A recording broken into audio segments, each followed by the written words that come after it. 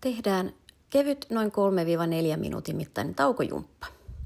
Seiso lantion levyisessä asennossa. Lähde tekemään alastaivutusta pyöreän selän kanssa. Älä pakota asentoa liian alas, vaan taita vaan sen verran, kun takareidet ja alaselkä antaa tilaa.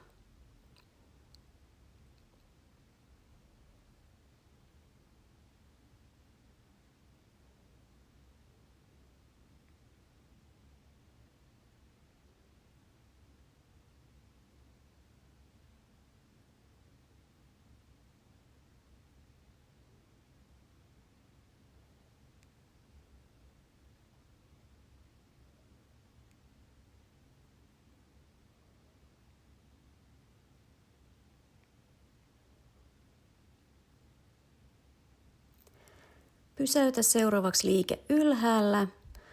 Lähde viemään toista kättä korvan vierestä kohti kattoa. Kurota ylöspäin, katse seuraa mukana.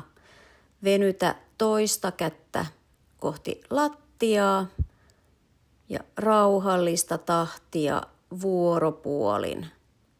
Venytys ylös kohti kattoa, kylki venyy pitkäksi, toinen käsi venyttää kohti lattiaa.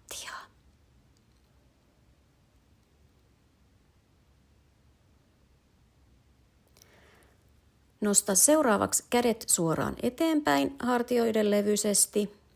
Pyöräytä hartiat taakse alas ja saat rintakehän auki.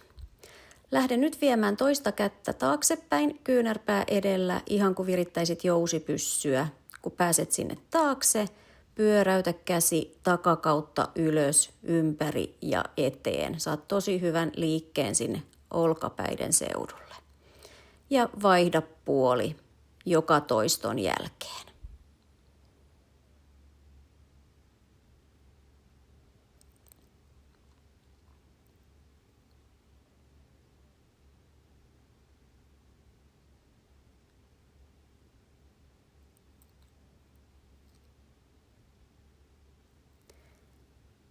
Asetu taas lantioiden levyiseen seisoma-asentoon. Pyöräytä ne hartiat taakse ja alas, rintakehä taas auki. Nyt lähde taivuttamaan suoraan sivulle alaspäin siten, että käsi valuu kohti polvea pitkin housun sivusaumaa.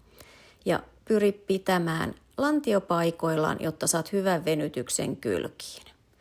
Tässäkään ei tarvitse pakottaa sitä asentoa liian syvälle, vaan just sen verran, kun keho antaa myöden. Ja taas vuoropuolin.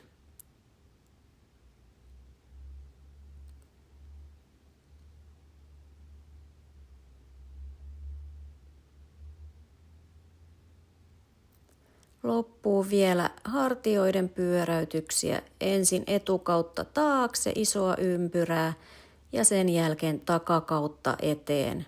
Rauhallista tahtia.